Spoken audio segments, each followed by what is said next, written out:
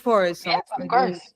Of course. And not a I'm just problem. gonna put I'm just gonna put subtitles so everyone can understand. Perfect. Okay, we're good. Okay. So feel free to interrupt me if there's something going wrong. Okay. So we have two main goals in hair restoration surgery, which is achieve our optimal cosmetic in the recipient area. So we want really high rates of graft survival and sufficient hair coverage in terms of density. But very importantly, we do want to preserve the result in the donor area. So we do want to anticipate the future hair loss that there may be close to the donor area, and we want to avoid visible scarring. You know, a lot of people complain about a linear scar or depletion of the donor area. So we want to make sure that the donor area is preserved in the long run while giving enough density in the recipient area. So to start, we need to understand what is a follicular unit. These are those hairs that are grouped by one piloerectile muscle. So we want to be sure that all these follicular units share part of the sebaceous gland that you can see here. And also they share the eccrine sweat gland. It's not like the books now. The books used to put the eccrine sweat gland on a side. It actually is shared in the same follicular unit. The important anatomic figures that we want to, that a follicular unit has is the sebaceous gland. The bulge area is one of the most important because it contains the stem cells. So when we acquire one of the follicular units, we want to make sure the bulge area is preserved within the follicular unit, and the dermopapilla. And then another important thing is that a follicular unit can have 1, 2, or 3, even 4 or more follicles in one single. So we want to make sure we have enough of all these types of follicular units. So there are alternative methods of donor harvesting. We can do linear strip excision, or we can do follicular unit excision. In the linear strip excision, the surgeon usually takes a strip of the donor's scalp with a single scalpel blade or a multi-blade. Then it is transported to a microscope, a stereoscope, and is dissected by getting intact follicular units that can contain 1 to 4 hairs. Now, in follicular unit excision, we actually get the donor grafts with an individual punch that can measure between 0.8 millimeters to 1.1 millimeters. We also will get intact follicular units of 1 to 4 hairs.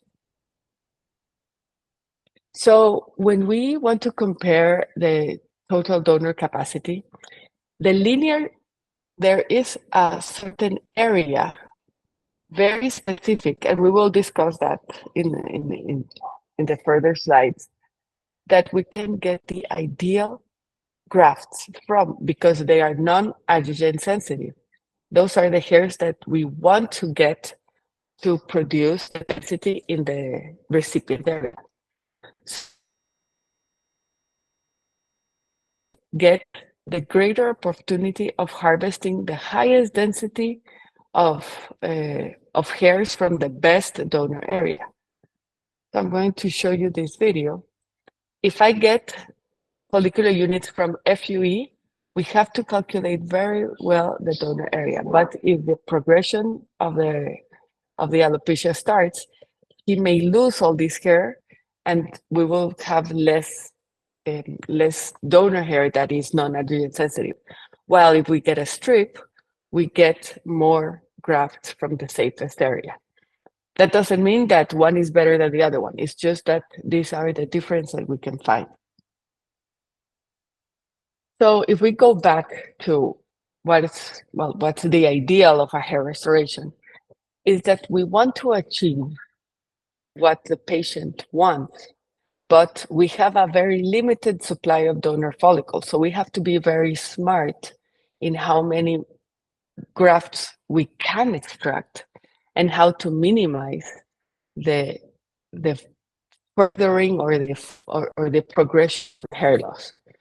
So we do have to consider always that patients should be on medication to stabilize that progression. We want to make sure that the grafts that we extract are optimized in terms of survival. So we want to make sure that once we get them, we make all that is possible to have them healthy while we place them. And we have to be artful in creating that distribution with a very limited donor supply. So we don't want to be aggressive to put a hairline really low, okay? So I have an example of like a premise. That doesn't mean it's a rule, but imagine that usually we can calculate a donor area of 182 square centimeters, and that's just a number I'm throwing out there. And we think that there is a density of 85 follicular units per square centimeter. That means that we have a total of grafts of 1,500 follicular units in the state donor area. So this is where I explain. My video is not working, but we'll try to see. What I say is that imagine this is the patient that we were talking about, 182 square centimeters, the density, that's 1,500. But as he ages, this is the donor area, the real donor area that he has. So we have to think like this will be the donor area, not all the way up here, okay? So this is the way we calculate the donor area. There are several ways. There's the Unger way, the Shapiro way, the Cole way, but this is more of how we do it.